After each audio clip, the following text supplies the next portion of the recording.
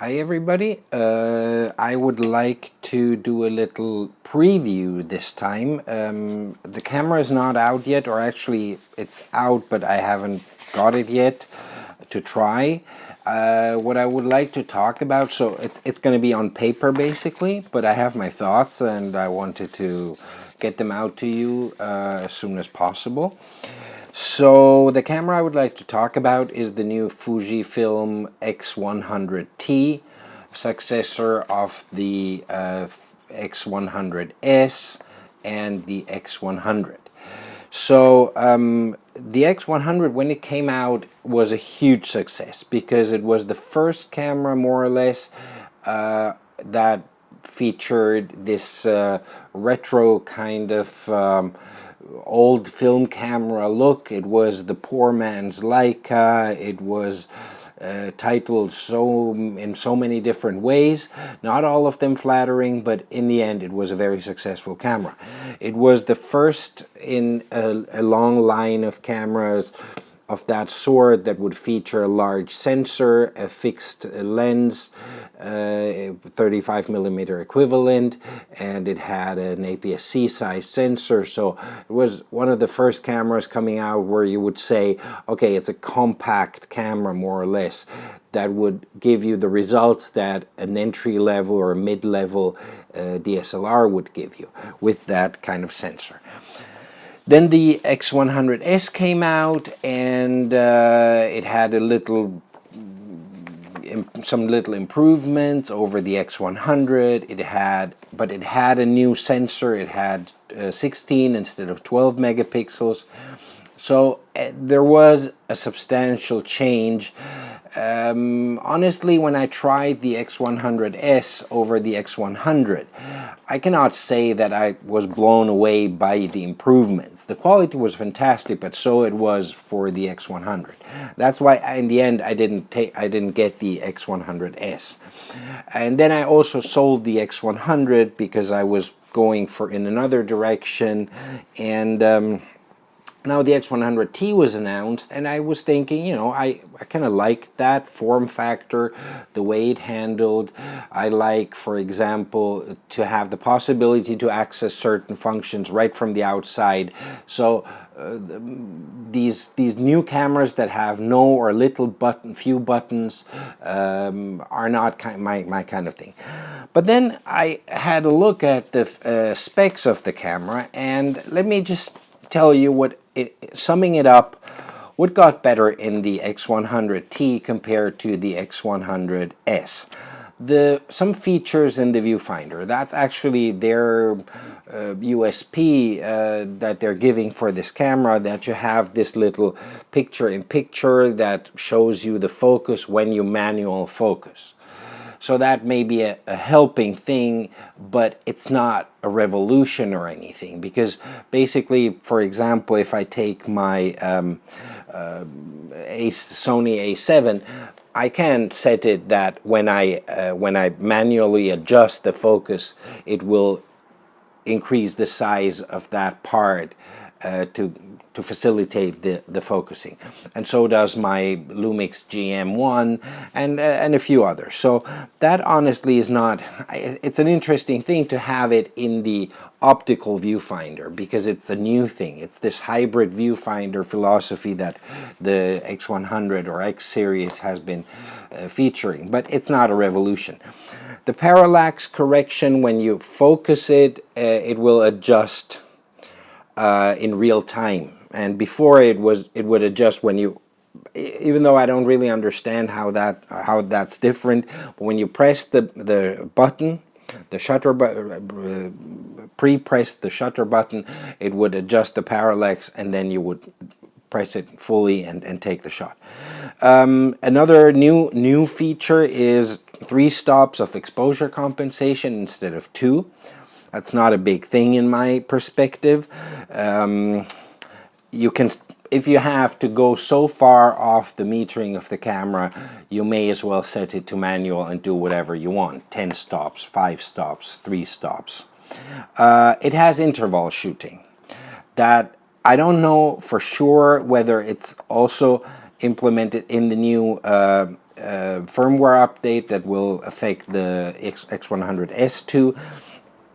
But that would be a thing that probably could be set up in the X100S through a firmware update.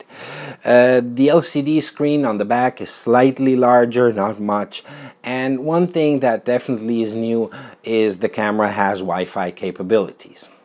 That is something that the X100 and X100S did not have at all. So if you're looking for that, that may be the camera. On the other hand, some substantial things that did not change really. The viewfinder in itself is the same, except for this little feature. The sensor is exactly the same as the X100S. The image processor is exactly the same as the X100S. The electronic shutter that features 1/32,000th of a second will be available on the X100S as well through a firmware update. And the problems that you have related to that you used to have the higher speeds only from a certain aperture on, like closing down the aperture, and then you would have access to the faster speeds, which is kind of exactly the opposite of what you would like to have, is still there in the X100T. So basically, the improvements that we might have looked for, like with that form factor, maybe it's far-fetched, but it could have been a full-frame camera. Because if you look at that, I don't have it to show to you, but basically, it's not larger or smaller than the A7 from Sony. So in the end, that would have been a positive surprise. If they had said, okay, we have an X100 FF for a full frame, that would have been revolutionary. That would have been a reason to go back to the X100 series. Especially in view of some other cameras that are out on the market now, and I'm just going to mention two that I'm familiar with. You have the Ricoh GR. So it's the same APS-C sized sensor as the X100T.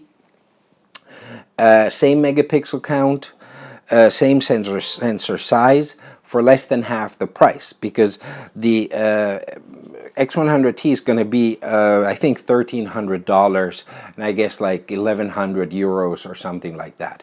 So it's in a price range that is far higher than many other cameras of that level. Yes, the X100T has the viewfinder, and the Ricoh has no option for a viewfinder, not even like as an accessory. But still, I mean, it's this picture-wise, the results that you're going to get are more or less the same. And if talking about the price, if you take the $1,300 that you will have to pay for the X100T, especially at the beginning, and add just $200. You can get a Sony A7 with no lens, admittedly, but it's a full frame camera body with a viewfinder. So that's a difference, like going from $1,300 to $1,500 and getting a whole different, new, higher type of camera, level of camera. That is something that you might take into consideration. Now, I don't want to say that the X100T is bad. It's probably a great camera, and I might end up getting one. But it's not the revolution that we might have expected, especially considering one thing. I'm just checking some figures here, and the X100 came out in March 2011. So it's over 3.5 years ago. And in 3.5 years, so much has happened in this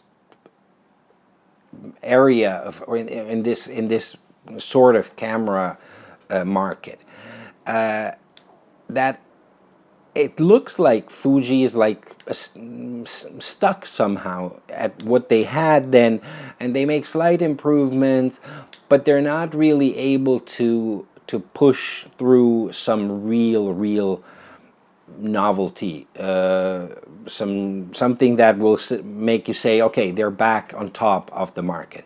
They've been developing this X series with new cameras, new versions, but there's nothing that really makes you say, okay, this is something really new. Sony did it. I don't want to say Sony's great, Sony's the only one, because before that, Sony for years and years has never done anything that was really relevant. But they decided to go a certain way. The RX1 was a step into a direction that nobody else had taken before. Compact full-frame camera. And so had the X100 been at that time when it came out. Compact APS-C sensor camera. But then they stopped there. They haven't gone any further. So I'm a little bit disappointed. Still, I would like to have a look at the camera, maybe change my mind, maybe see that it's really something that is worth trying or having. However, I'll leave you with my thoughts. It's too bad they didn't put out something that would make you say, yeah, this is the camera that I want to have, because it's really small little things that are being blown up like they're something really special, and honestly, in my view, they're not. So I apologize to Fuji for this point of view. Maybe I can change my mind. I will try it out, and I will keep an open mind, but so far I think it's not. And I apologize to you for this quite long video, but I think I had to, go into some details and at the same time express my opinion. Thank you very much, and have a great day.